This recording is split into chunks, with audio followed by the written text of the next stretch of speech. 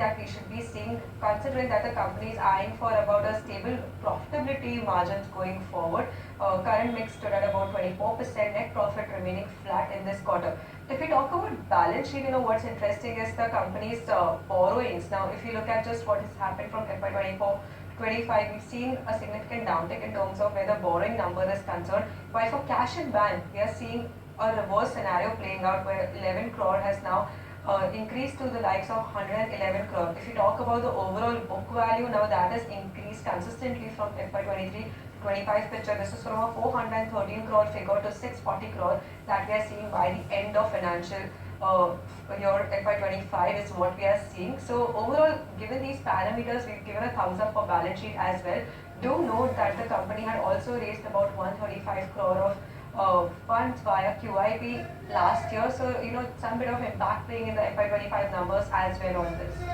Right, so a thumbs up coming in on the balance sheet. But let's look at the next aspect that we're talking about is with regards to where the cash flow goes. Now, in terms of the cash flow, it's a pretty neutral way to look at the cash flow over here because it's inconsistent so far. If you see the net cash flows, after generating around 15 odd crores in FY23, it actually became negative in terms of FY24 and again bounced back. So it nearly doubled from your FY23 number to nearly 31 odd crores in FY25 as well. Now, taking that aspect into consideration, what becomes key from here on is to monitor the future cash flows as well of the company. So that is going to be that is one of the reasons why we've given it a neutral rating so far. Okay, and coming to the return ratios, if you are looking at, it is an improvement that we are seeing across both the metrics, that's ROC numbers as well as return on equity numbers. From 9% to 11.7% is the kind of an uptick that we've seen in ROC. But for ROE, that number has increased from 12% to 13%. Now, the management does expect further improvement in terms of where these return numbers are concerned.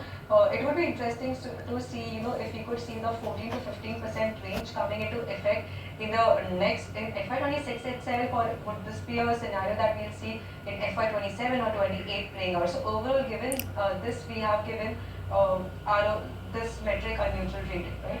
And what's interesting is, the significant drop that did come in terms of FY24 as well.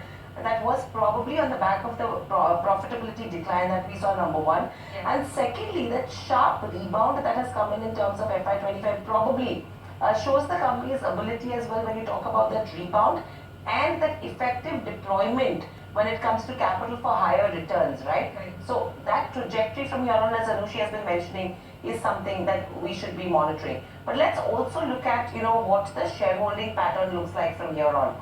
If you talk about the positive aspect first, FIs who really had negligible position when you talk about March 2024, since then they've actually increased their stake to 6.9%. So that tells you how the FIs are positive on in terms of the India's defense story. But what is not really interesting is the way DIIs and the public shareholding has been going down from a 2.8%, it's actually gone down to 1.9%. So nearly your public shareholding has also inched lower on this aspect. So that's the reason why we're giving it a slightly neutral rating, but your FIs are betting big on India's defense story, Anushi. Right. In terms of, that's in terms of the shareholding pattern that we're seeing. But also let's look at street cred and coverage. Now, if you're seeing in this 1 month period itself, it's 2% of returns that we're seeing, while 6 months we are seeing at better returns of around 55%. But more or less in this 1 year, the stock has remained muted. It's like a 3 to 4% of an upside that we are seeing for the shareholders. Of course, there was adjustment in terms of the stock price as well. And if you look at the data since October 21, since the time it is there, we are looking at about 163% of a return so far. So it's neutral considering, what's playing out, in terms of how the defense companies are doing. There has been significant correction for some of these counters recently. So, we are seeing some bit of impact playing out for Paris Defense here. And in terms of, analyst recommendation also, we're not seeing that much of street coverage for this particular stock, just with about a one buy holding, so your hold and sell is negligible. So we not consider that as a parameter. It's mainly basis on the stock performance that we've given this rating, right? Absolutely, it's mainly on the stock performance. And moving on, with this, I think what again becomes important is considering the valuations over here. Now, if you talk about Paras Defense, you can see the screens. If you have to compare it to peers as well, it is the most expensive defense company, trading at 81.7 times versus your Zen Technologies, DCX, as well as the Astra Micro. But if you have to compare a Paras defense even to its 2-year average, it is still the most expensive because your 2-year average P is at around 67.6 times as well. So yes, valuations are expensive, and that is the reason why a neutral rating on this one. Right, just on that part, we are looking at higher multiples for Paras Defense. It's the outlook we should be considering, whether the outlook justifies these high multiples that we are seeing. So in terms of where the revenue growth picture is concerned, we are looking at about a 40% of projection in terms of increase over here. And this is with the company maintaining their margins as in comparison with FY25 that we're looking forward. So it's order inflows also which are interesting to see, considering that we have about a 928 crore of order book positioning so far. So what are the kind of inflows that we'll see in the next 2 to 3 years, and in which segments particularly, and with what kind of margin profiles is something that should be interesting to watch out for. Just in terms of high value opportunities that the business has given. So for laser system, for just FY26, if we do overall picture, then we are looking at 1,000 crore of an opportunity from this particular segment, which is something that we are seeing for optical telescope as well in existing business that the company currently operates in.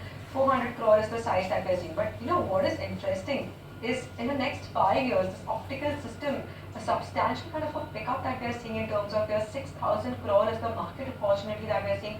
How the company, would be able to benefit from such a number is something that we should be watching out for here. Right, so I think opportunity in 5 years becomes absolutely crucial. But let's quickly revisit all the ratings basis the analysis that NDTV Profit has done on KYC. If you talk about income statement, balance sheet, both are a thumbs up. Your cash flow and return ratios is a neutral. If you see the next set, shareholding a thumbs up, and your street credentials and coverage, valuations and outlook forward is a neutral. And basis this rating overall, it's a 5.5 on a 8 for a Paras Defense. But let's also get in Amit Mahajan, Director at Paras Defense and Space Technologies, to join us. Welcome to the show, Amit, and a pleasure to speak to you as always on NDTV Profit. I'm sure you would be probably happy with the rating that NDTV Profit has given Paras Defense so far. My first question coming to you is to actually justify the valuations and the way the stock has moved. With that, if I have to tie your FY26 guidance of 40% growth, margins to be stable at 27%, want to understand, does it add up well? Do you think probably you could achieve something better than what you've guided for to justify the valuations? Firstly, good morning, and it's always a pleasure to be on NDTV, and it's always a pleasure to talk to you guys. I also want to take a minute and thank you guys for this rating and a very detailed analysis of Paras Defense. At Paras Defense, we are not very savvy when it comes to all these valuations and all these figures, because for us, it is business as usual. Now, linking that with justifying the valuation, we don't know how to do it, because we are looking at business, we are focused on our business, we are focused on making sure that we get more and more orders. We execute those orders, one primarily for the business aspect of it, and second for the national security aspect of it. In this, we, because of our strategy which has been there since the inception, is always do profitable business, because you want to sustain and grow. So this is our focus at all times. How the market plays out, this strategy, this is something which we can't control, neither do we work for it. So